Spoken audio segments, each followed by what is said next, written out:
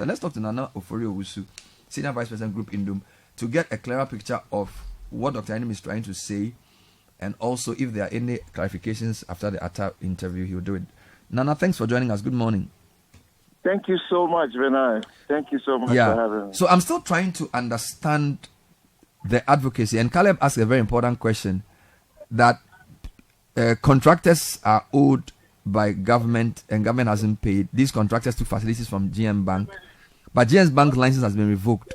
So are you asking for the contractors to be paid, or are you saying that give us back our license, pay the contractors, we'll collect what they owe us, and we can run again? Just explain the sequence of how you expect this matter to be resolved to us. Okay. Thank you so much, Bernard. I'll deal with that in a second. You know, a statement was made that some people have been jailed in the banking sector. I want people to understand that this is not a Banku effect, that everybody is the same. Somebody was jailed from taking the bailout from the Bank of Ghana and using it in the way that they thought was not appropriate. The GM Bank matter, GM Bank has never taken a bailout from Bank of Ghana. So I want that one to be established. Number two, statements were made, reckless statements were made by Bank of Ghana leadership that talked about Ghanaian banks being in trouble. Then there was a run. I want people to understand there is no financial institution who, when there is a run on them, that everybody comes to take their deposit as they go, will be able to meet the demands of those people. None. Because the nature of banking requires that you do an investment and recoup the investment and to be able to grow the organization and grow the funds that you have.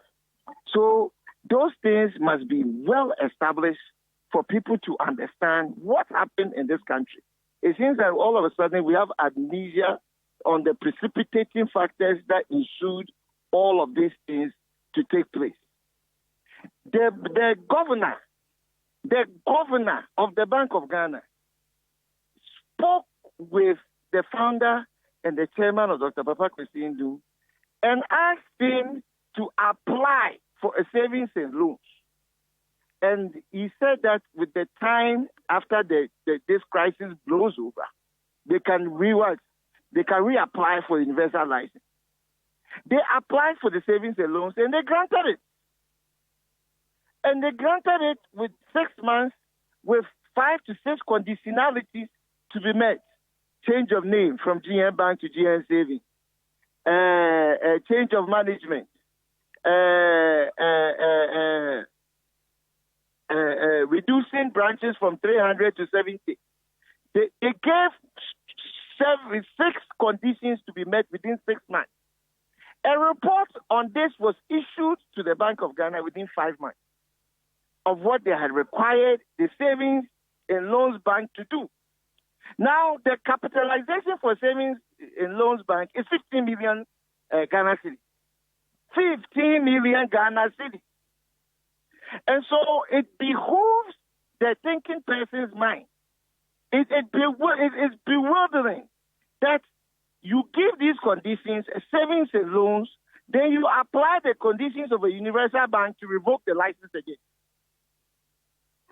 You see, we don't, because money is emotional, because it is people's lives. Many of the times we don't want to take the time to break it down, decipher the truth, and be able to look the gift horse in the mouth and say as it is. Look, they said that there were related loans, related lending to related companies. Related parties, yes. Related parties. Yoko has done an investigation. Please, go to Yoko and ask them what is the outcome of that particular investigation. Go to Yoko and ask them what is the outcome of that thing. This is another palpable untruth. Another palpable untruth. So they spew all these negative things to justify the massacre. You know, when they went for brother Gaddafi, when they went for brother Saddam Hussein, weapons of mass destruction, you have to justify a kill. So these things were put in place to justify a deliberate collapse of GM Bank. Because all those things that they said it's not true. The man says that 30 million is what is owed by government. 30 million. The sea defense, one project alone is over 200 million. One project, the sea defense. The company's name is Raja Construction Limited, doing Disco Sea defense. Go and find out if what they owe is 30 million in just one contractor. So what I'm saying is that all the stuff they put before the public is a lie. It was a justification to go after a Ghanaian. So you're asking yourself why a Ghanaian company is a target of this. This should be on everybody's mind. All these other universal banks do not give access to credit to Ghanaians. Now the institutions that are Ghanaians that are giving credit to access to Ghanaians to improve their businesses, to even improve their lives in the way that they are now robbed. Women who are robbed in vehicles and the rest carrying money in their dresses. With their 300 branches, they need not carry cash. They can conduct business everywhere they go. So I am saying that the argumentation where we should be able to place our mind is that the things that they said about GM Bank, are they true? Do they hold now after all these years when the dust is settling? Right. So thanks for the original point and the clarification of the first point, the fact that somebody was sent to jail. I think that's an important point. What I wanted to ask you was, so I'm a bit baffled by the revocation. So you're saying you were originally a bank, you were asked to apply for savings and loan. So yes. And just remember, at the time, paid up capital for bank was 400 million. Yes. And then the loans was 15 million. 15. You were asked to apply for savings and loan, which you did, which was granted. And then when the announcement of the revocation, and then they gave us 6 months, 6 months with 6 conditionalities on the savings and loans. Did the conditionalities include anything about the bank itself, the bank that that became the savings and loan? You know, the bank doesn't exist again. No. So all the 6 conditionalities were for the savings and loan? Yeah.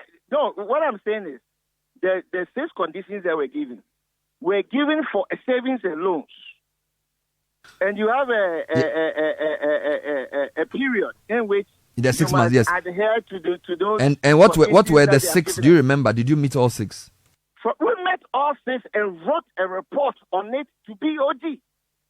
I am saying call the governor and ask him, did he receive that report? 5 months. After 5 months, not even the 6 months. They received the report. We had met all the conditions for which they had given us.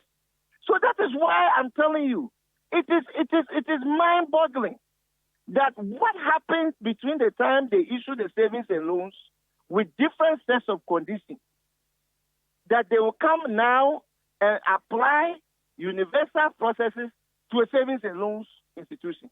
Because the license we have at the time of revocation was the savings and loans. So given to us by the Bank of Ghana. No, let me understand something. So as of the date that the Bank of Ghana revoked the license of GN Bank, you're saying that the bank did not exist as GN Bank? It never existed as GN Bank because they have granted us a license as a savings and loan. Yeah, but how does a bank's existence terminate? So again, I'm a layman here. If I'm a bank and because I'm having challenges, somebody advises me to apply for a lower license, does that vitiate the original license? Does that liquidate the bank? Immediately. It does? Immediately. One of the 6 conditions is that you must rebrand yourself not as a universal bank but as a savings and loans bank. Fair enough. But what happens to the liabilities of the previous entity? If I owe, so fine, you are a bank, and this is a hypothetical example. You are a bank and you owe people 1 million cedis. You are having problems and you are downgraded to become a savings and loan. Does the fact that you become a savings and loan? Nana, let me ask the question. Take your time. I'm trying to understand something basic. You are a bank. You owe somebody 1 million cedis. You are downgraded to savings and loan with a lower minimum capital requirement. does that mean that million cedis is no longer owed to people? Now, if the answer is no, who is supposed to pay that 1 million? Okay. The reason why, so you must ask yourself, why did they accept our application as a savings and loan? It was in recognition of the fact that the government owed us money. And that the time period in which they were working with, they thought that money would not be paid. So it was in a way to say that, okay, come and stay at this level. When they pay you your money, you go back to your original level. So it's not that you are absolving yourself of any responsibility. It was rather a recognition of what was owed to us as a bank by government agencies. So because if you apply that, they could have told you we will not grant your application. Isn't that the case? So when they gave you the savings and loan license, did they pay any of the people who owed you the monies due them within that 6-month period? No, they have not paid. If they had paid that, right now it will be the receiver that will be reporting on the payment, because you see, when you give a contractor the money, the government gives you back a letter that talks about joint payment certificate. So your name and the contractor's name is on the IPC, interim payment certificate. And that one is paid to a specific account for which you give the government. So there's no way that contractors could be paid that is unknown to the receiver that we have now. The receiver would have received those funds into their account. Fair enough. So for them to say they have paid our contractors, it's a lie. Because they themselves, as a receiver, would have been the recipient of the payment into their account. Good. So when you say bring back GM Bank, are you saying bring back the savings and loan or the bank itself? When we say GM Bank, right now we're talking about the savings and loans, because that was the license, that was the last termination point. Good. And if the companies that owed the entity are paid in full and the joint payment certificate is issued and the receiver takes those monies, you believe that GN Savings and Loans is in a position to run yes, our assets will far away our liability. Super. Our assets will far away our liability. So are you in court? I'm trying to understand everything, so just permit me all the way the questions are going. Are you in court specifically, and what are you asking for in court? Oh, we're talking about the reinstatement of our license. As a savings and loans company? As a savings and loans company. Wonderful. And how is that case going? Because you can't reinstate something that you didn't have. And how is the case going? So at the High Court, it was ruled against us. We have now gone to an appeal court. We have filed a notice of appeal. It will be filed any time within the next week or two. That thing would have been filed at the appeals court level. We are fighting this thing to its logical end. We will never give up. We will never relent, especially when you know you have been wronged, especially when you know you have been targeted, especially when you know that the statements that they made before coming to take away your license, were wrong. And you see, they say time is the revealer of all truths. So with time, the revelations of the misinformation is coming out. And now people are more ready to listen because it is not as emotional as it was when it first started. Wonderful. You said EOCO, you made reference to an EOCO investigation into the so-called related party lending. Let me just ask you the question, Nana. Just relax. You made reference to an EOCO report on the related party transaction. Yes. At whose instant did EOCO do the investigation, and who has that information as of now? Was it Suomoto or was it directed by the court? It was in the instance of government, in the PwC receiver and the rest, in validating the claims of related party lending. So was a copy of the report given to you or your principals? They are saying that they can't give us the report because we never requested for the investigation to take place. But be as it may, we have reliable information that all of those things have been cleared and the reports are with the receiver, PwC. Call Mr. Rigdipa and ask him. Could you did it come up in court, and did you ask for the report to be tendered as evidence? Because if you believe that her report exonerates you, when the case has been filed, right? These things were happening as the case was ongoing. So the case and all of those things have been filed. Remember, this case was supposed to be, the verdict should have been read somewhere 2022 or so, December 2022. Then it was the Bank of Ghana lawyer that kept delaying the matter, appeal here, appeal there, appeal this, appeal that. That took another 2 years before the ruling came. So in effect, we had closed the case back in 2022. But all these investigations and the rest have been ongoing. Every day they are dragging employees to Yoko non-stop. Every day. And so after that thing had happened, it was not part of the court case at the time, because the thing had effectively ended. I see. Finally, yes. What is Dr. Nduom's appetite for business in Ghana? Because looking at it from the outside, he seems quite bruised by all that's happened to his entities. Is he still enthusiastic? Is he still willing? I mean, we've seen with the white beard these days, he doesn't talk that much. What is his emotion around the whole Ghana project? These are two companies. The Groupe Nduom is alive and kicking as I speak to you. Bernard, can you imagine the things that happened during Kwame Nkrumah time? Assembling of Akasanoma radios and all of those things. We are doing that today in Elmina, assembling of televisions by graduates of KUST. We are fridges. We applying knowledge to real everyday activity. We have other businesses, line of businesses, manufacturing of disposable takeaway trays. We have fish floats, PTC, the only company that does it here in Ghana, that we compete against what comes from China globally, and we are still number one in that area.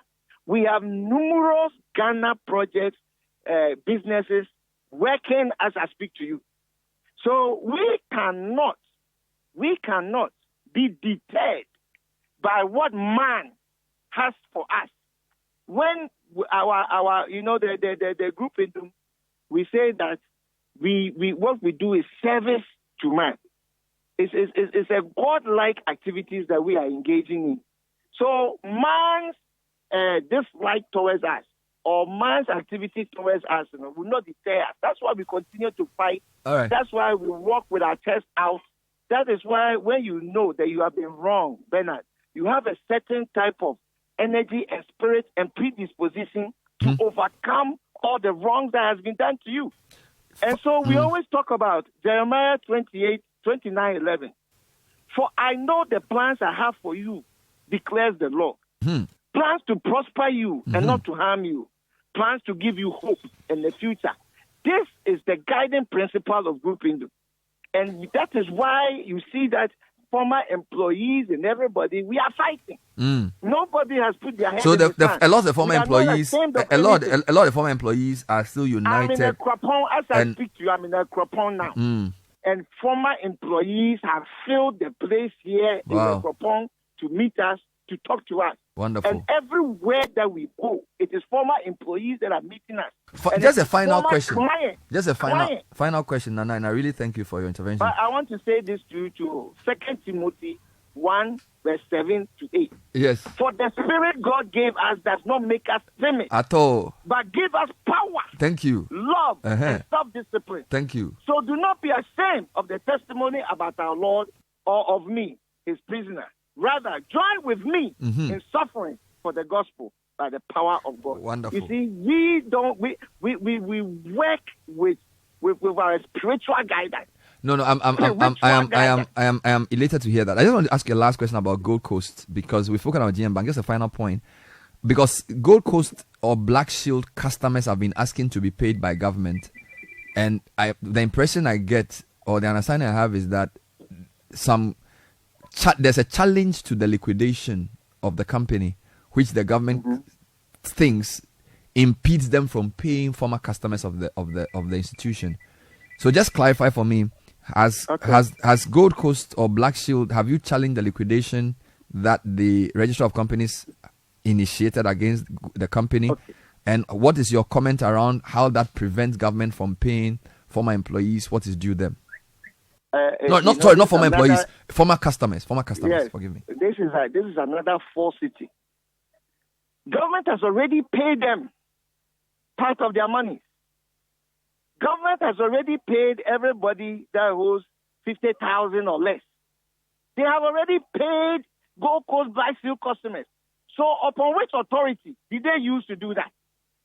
And then you are telling people that you filed liquidation charges against us. So you went to the court and you fired your gunshot. And you are saying that I should not defend myself. I should not defend myself in court about the false charges that you are giving me. They are saying that we should not defend ourselves in the Gold Coast matter on the false charge that they have given us. Can you imagine? You are the one filed for liquidation. We enter appearance and then we start to fight the liquidation. Then you are saying that because we are fighting the liquidation, you can't pay the customers that you have already paid.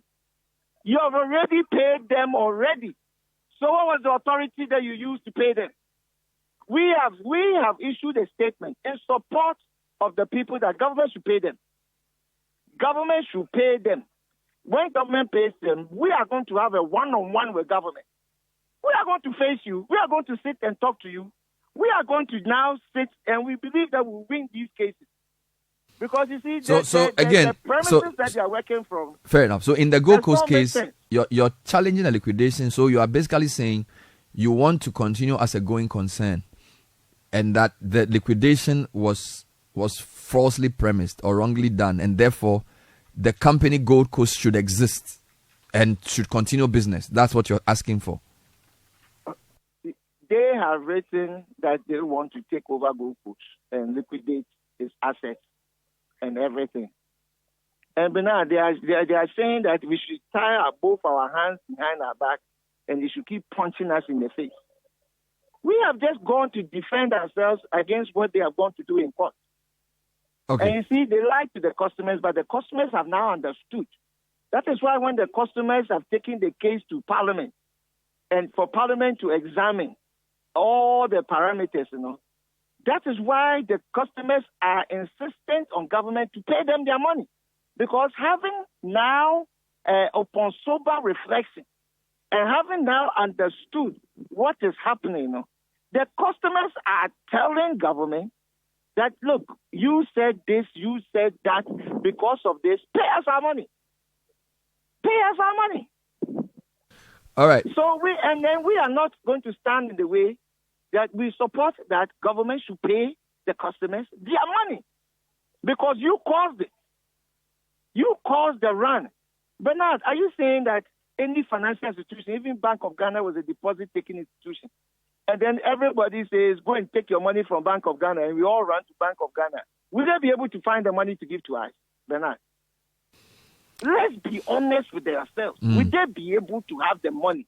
And then you say that is a liquidity challenge. How is that a liquidity challenge when the bank has invested many of its money into government infrastructure? Do you know the safest investment in the whole world? It's government bonds. But it is only in Ghana that government bonds are no longer safe. Yeah. No longer safe. We invested in government bonds for over 14 years. And over the 14 years, we have spent over 14 billion in investing in government bonds. Many of the school students are sitting in. Many of the roads, many of the small town water systems, many of the bridges that have been built has been built with Gold Coast customers' money. And government is enjoying these facilities while they hold on to payments for the money. So are we wrong for investing in our own country, in government bonds, the safest investment that one can make? All right. All over the world, that is the safest. That is why all banks are buying treasury bills and they are not investing in the people. So the ones who invest in the people, you are now going to be what? Targeted and punished for investing in Ghanaians. How is this possible? Yeah. We will never give up. I want to look. Then Jesus told his disciples a parable to show them that they should always pray and not give up. We will never give up. That's Luke 18:1. Luke 18. We will never give Luke up. 18:1. Quite an interesting ending to discuss, because 2017, 2018, 2019, 2020, all of that period, banks were supposed to be insolvent, illiquid, and therefore license revoked. Now 2022, government itself becomes broke, and so the government also is illiquid and insolvent. So I'm just pointing out the and then you know what is even worse? The flow. The communities that are unbanked. Government talks about bringing people into the tax net. A bank sets up, opens 300 branches in the remotest area of Ghana, and he brings all these people into the financial sector, and that starts the basis for you to be able to tax them, widen the tax net, and all of those things. And then you go to destroy something that somebody is working for you, government, to include more people into the tax bracket and all people into the banking sector and all of these things. Then you destroy it. And having destroyed it, you have not replaced a bank in any of those communities. The communities that you took this away from them, what is so sad, Bernard, they have not replaced any financial inclusion institutions in those communities. Is this wickedness or share wickedness or what? But by the way, the buildings you had as your branches, do they belong to you, and are they still available if the license is given for you to run those branches? That is part why we are going around, though. They have left some of those places. I mean, if you go and you see the weeds growing and the snakes slithering and people have vandalized their properties, that is why we are bringing attention to all of this, and we are going, everywhere we go is where we have a branch. And we are going to those branches to see the state of those branches. And some of them, you will cry. You will cry. Majority of the facilities that we have belong to us. Others, as you know, were rented. But the ones that belong to us, that we build the model banks across, the bank that we placed in Savolugu and then Nanton, is the same branch that we placed down south. Consistency in design so that you can give service to the people. And these things have been left to rot. They have been left to rot. The computers that were there, they are gone. Air conditions have been vandalized. Generators, we don't know where they are. The vehicles are sitting there and they are rotting. They are rotting. You see the vehicles are rotting and they are sitting there. This is the wickedness that we are talking about. All right. This is not that you are doing something to just us. You are affecting the entire Ghanaian landscape. Thank you. Wickedness. Nana, thank you. We wish you well. I'm sure the cases, as they go through court, we will know the final outcome. Nana Ofori Owusu is the Senior Vice President of Groupe Nduom.